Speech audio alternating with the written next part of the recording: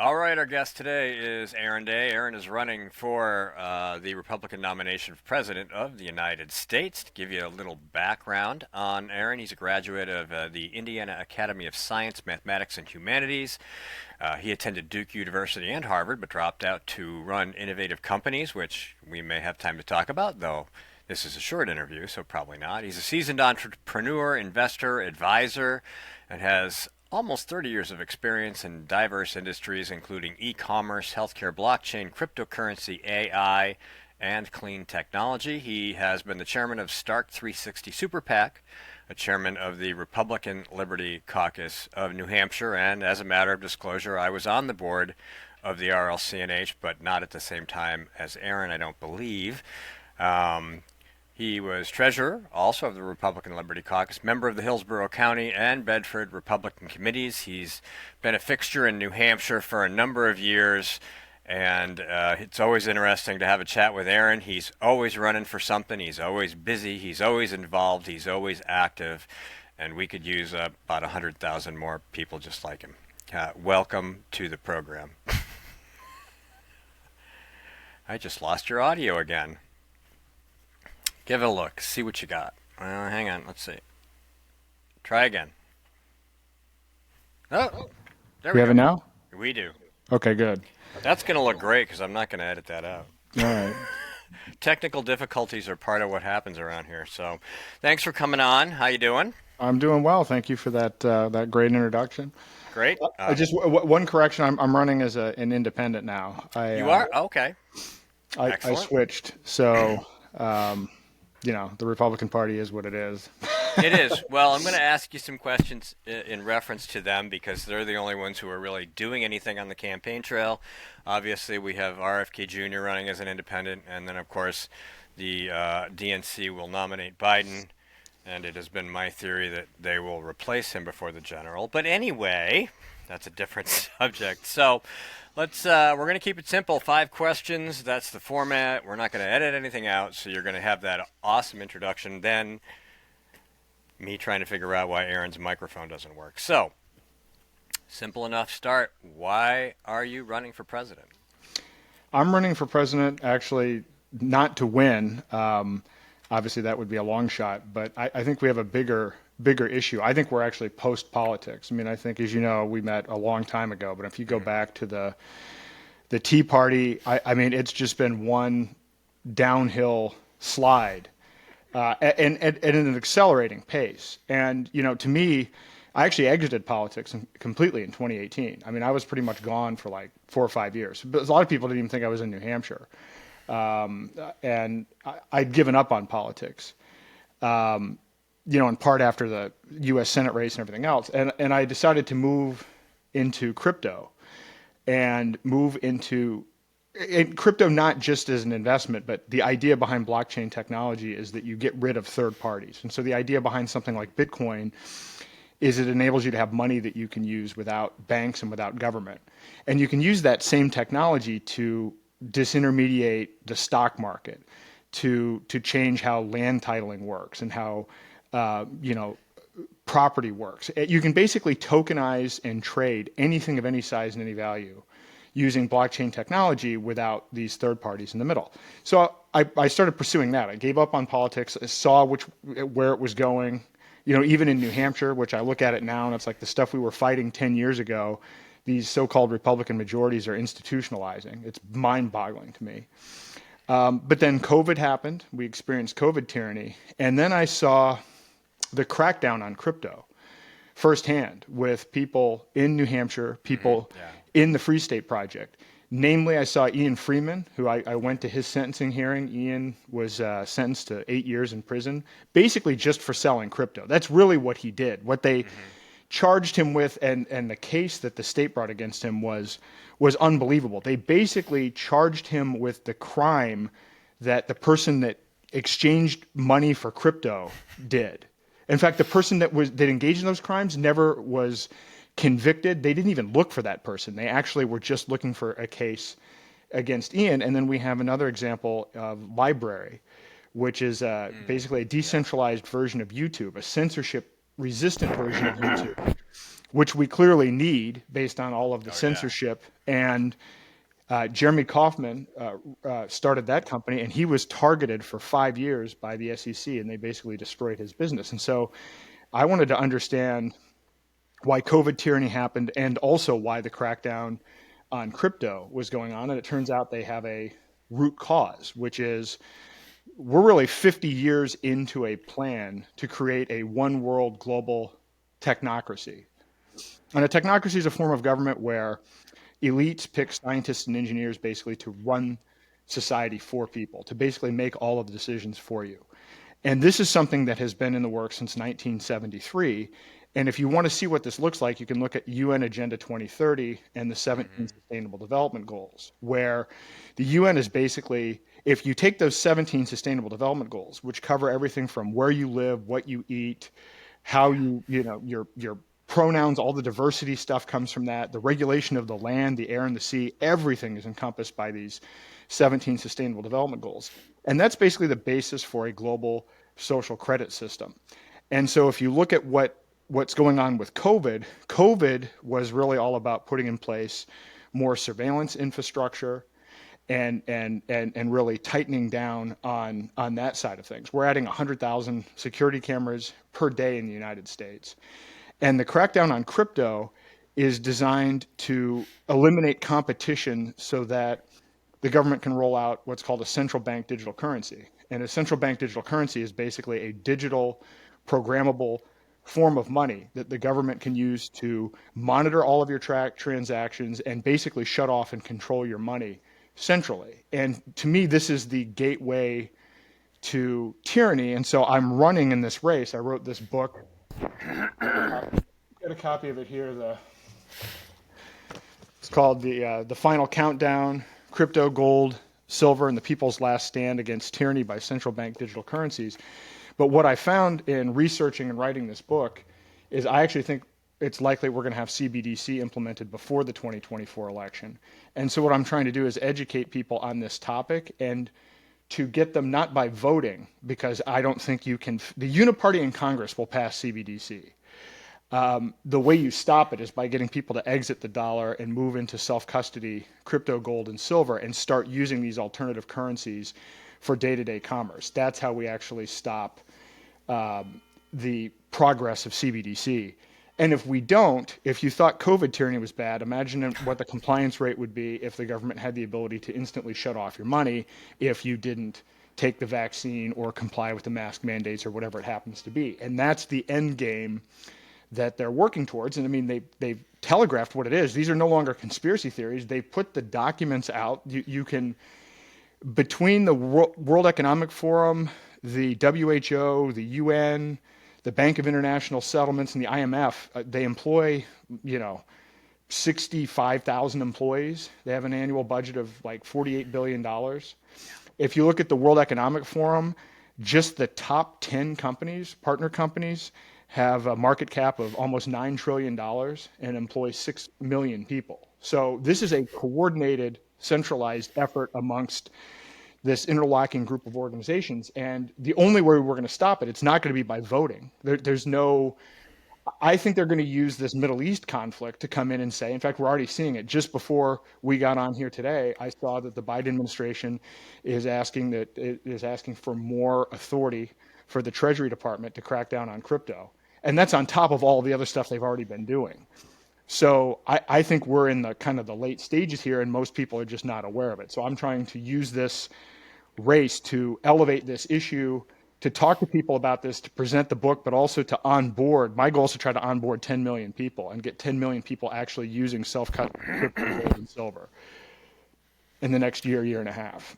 If you haven't, listeners and watchers, seen his Epic Times interview on CBDC, it's about an hour long. You'll get a lot more detail, and it's excellent. We shared it on GraniteGrok, and you should check that out. So, um, that's a great topic, and I think a lot of people have no clue about it. So, I mean, we shared your interview with Epic Times because of the detail that's involved there. There's a lot of information. People are going to be like, what? So let's just imagine for a second that for some odd ass reason, you're on a GOB GOP debate stage.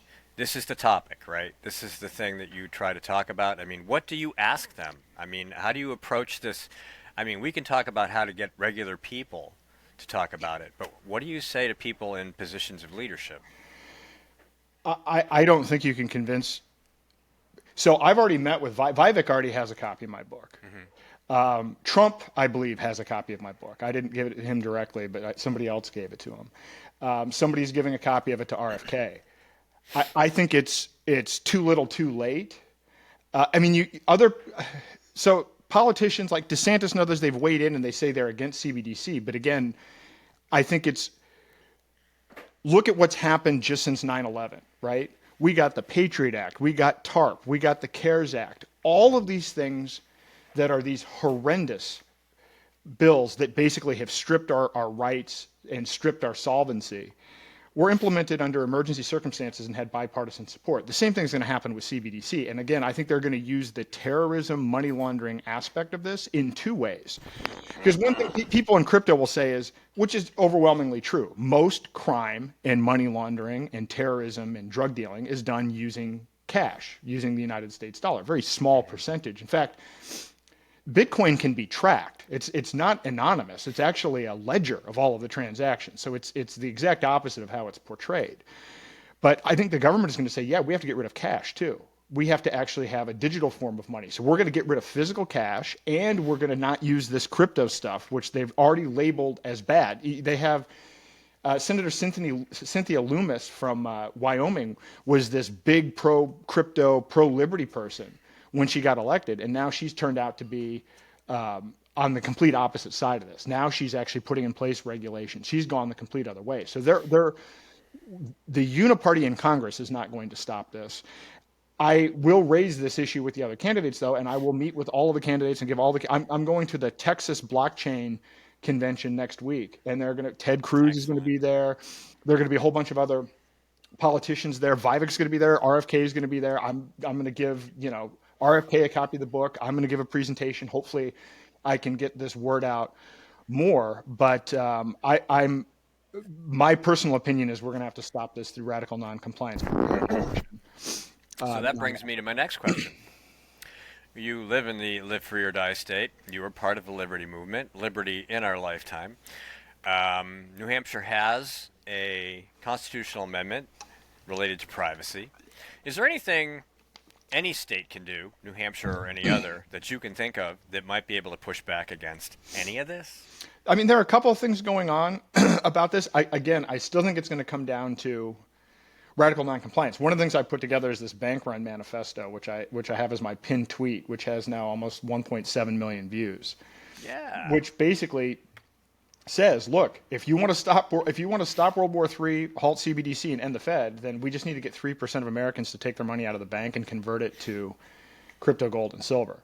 And again, we don't have enough time on this right now, but I kind of outline the case in the book as to why that's the case. The financial system right now is breaking. The banking system is crumbling, and in part it's by design. They're doing this intentionally. They are planning on collapsing the system. It's the typical problem reaction solution model, and they already have the solution. The solution is central bank digital currency. They already have the technology. They've done 3 CBDC pilots in the United States. The technology is sitting on the shelf. They even said when they finished the pilot that the technology works. We just need to figure out the marketing and the legal details. Well, of course, an emergency gives them the ability to kind of not have to spend a lot of time debating those issues. They can just kind of push it in. And so I will talk to other politicians about it, but I do not think we have until the 2024 election. And I will say, having been involved in politics for a long time, the winner of the election is going to be the Democrat. And as I said in the Epoch Times interview, the Democrats could elect a ham sandwich because this whole thing is about get out the vote. And the Democrats have such a vastly superior technological base and AI. And this goes all the way back to 2008 with Obama. They built that then. And in reality, they've won every election since then. The reason Trump won in 2016 is that Palantir, which is a really kind of a dystopian AI company that works with the government, Peter Thiel actually, who's a big investor in Palantir, helped get Palantir on board to use their AI to help Trump for his campaign in 2016. So that is actually what leveled the playing field, but Thiel has since backed away, and so now we're dealing with the archaic RNC get out the vote apparatus. So I don't care it doesn't matter who the candidate is, because the truth is, 2/3 of Americans can't even identify the three branches of government. So at the end of the day, we can spend as much time as we want meeting and greeting with every candidate 10 different times. At the end of the day, if the Democrats are able to send out targeted mailers the week of the election and go into nursing homes and say, unless you vote for this person, you're going to be kicked out onto the street. Well, that's as effective as the person that spends 1,000 hours going to all the meetings, looking at all the candidates, and they're much better at that level of get out the vote. So this is part of the other reason why I'm going to try to persuade and elevate this issue. In fact, this bank run manifesto that I put together, if CBDC comes up before the 2024 election, I'm going to go back to all of these candidates and ask them to join me in promoting the bank run manifesto immediately, because that is the only way that we actually stop this, is through mass non-compliance, because we're not going to be able to stop it actually in Congress. So I'm going, even when I talked to Vivek about it, his response to this was, oh yeah, I'm against CBDC. I would vote against CBDC. But what are you going to do if it comes up before you're elected? Because if he's against CBDC and DeSantis is against CBDC, well, he's not going to be able to unwind it if it gets put in before they get elected. Mm-hmm. And again, to me, this is the gateway to tyranny. Once this is in, then you get social credit scores, then you get vaccine passports, then you get digital IDs, and there's really not much you can do. You lose the ability to protest once they have that level of control over your funds. And so anyway, that's kind of a windy way of going about saying that it's all about mass noncompliance. And I even want to get these candidates that say they're against CBDC to join me if what I think is going to happen happens, which is they put up a CBDC bill rather than later. So how do we get mass noncompliance? I know you've covered a couple things. You've talked about it. Clearly, we need that 3%. What are the pathways to that? How do we get the message out? Well, so I mean, I've been doing the Epoch Times thing. I've been going around the country giving talks, and as much as the Epoch Times thing had a lot, the truth is I need to do a 3 to 4 hour workshop with people, and it is that important. And I know people are like, oh, but we're talking about whether or not people are going to have any control over their assets or money. I mean, we're talking about, this is like the battle for free will. To me, I kind of put this in this really simple terms. You're either for free will or determinism, decentralization versus centralization, love versus fear, abundance versus scarcity. I mean, those are really that's the match here, because the UN Agenda 2030, that's all one poll. That is all one world government. They make all the decisions. They control everything. It's all based on fear. That's the path. So I wrote this book because I have to discuss several things. One, I need to explain to people what's actually going on in terms of social credit scores. People have no idea. A lot of people are like, what's CBDC? Oh, they're not going to do it here. By the end of this year, there will be 1 billion people on this planet using CBDCs. There are 130 countries now at various stages of development with CBDCs. This technology has been piloted, has been tested in a variety of different scenarios, including the United States. So this idea that it's a pipe dream and something that they can't roll out is not true. And they actually just implemented this thing called FedNow, which will make it even easier for them to roll out a CBDC in the United States. And so I'm going to do these 3 to 4 hour workshops, and then eventually I want to turn that into something that people can download and watch. Anybody can watch, but I need to go through and basically give this presentation enough times to work out the kinks and to make it, coherent enough so that I don't lose people, because there's so much to go into. People need to understand not only what technocracy is all about and what the agenda is and the timetable for 2030 and what's going on in the world. They also need to understand that fiat currency has a 0% success rate. So the dollar, if you look at history, I mean, there's a 100% chance that the dollar is going to fail. Like, we are doing everything that a failing fiat currency does, and no other fiat currency has ever succeeded.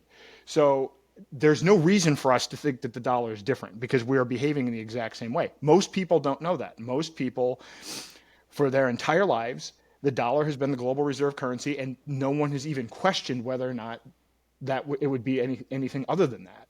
And so I kind of lay out the case for, yeah, no, this history says otherwise. Even global reserve currencies fail. I mean, before the dollar was the pound, and then before that you had the Spanish and Dutch and French currencies, and a global reserve currency typically only lasts 94 years. And so we're already like we're blinking red on every indicator of a kind of a dying currency. And so then I go through and I talk about crypto, gold, and silver. And I go through all this isn't a I'm not offering like a utopian solution here. I'm offering a stay of execution so that we don't end up in this one world dystopian nightmare. It's just a stay of execution. Then we still have to figure out how we kind of rebuild from first principles. What I'm saying is the house is on fire and we need to put out the fire, and this will do that. But then that real heavy work comes in afterwards. So I've got to get this presentation together, but not only the presentation, I want people after going through the workshop to actually walk away with crypto, gold, and silver in their physical possession. So I don't want this to be, because if I just do a 1 hour version of this, people walk away. I've had people in tears when I go through this stuff because they're not familiar with any of it, and then and I don't want to be just jumping in on the fear porn. I actually want to provide the solution. I want people to walk away understanding that yes, we have an alarming situation, but I want them empowered to think that they can actually start taking some steps to secure themselves and to avoid what seems to be happening kind of by default, which is this just absolute surveillance state and complete control over everything through tech. Last question. How do Yep. people get a hold of you? How do they reach out? How do they connect? Best way to get a hold of me is through my website, day2024.com, or on Twitter, which I'm at Aaron R. Day. That's usually where I am. I mean, I'm on Facebook, but I'm so shadow banned and censored that that's a hit or miss thing. So for right now, Twitter's really the primary way. All right, Aaron Day, thank you very much for taking time to talk to us about this. We're going to share this tomorrow or the day after, and hopefully we will catch some people's attention. Excellent. All right. All right, Very thank you, sir. much. Have a great night. You too. Bye.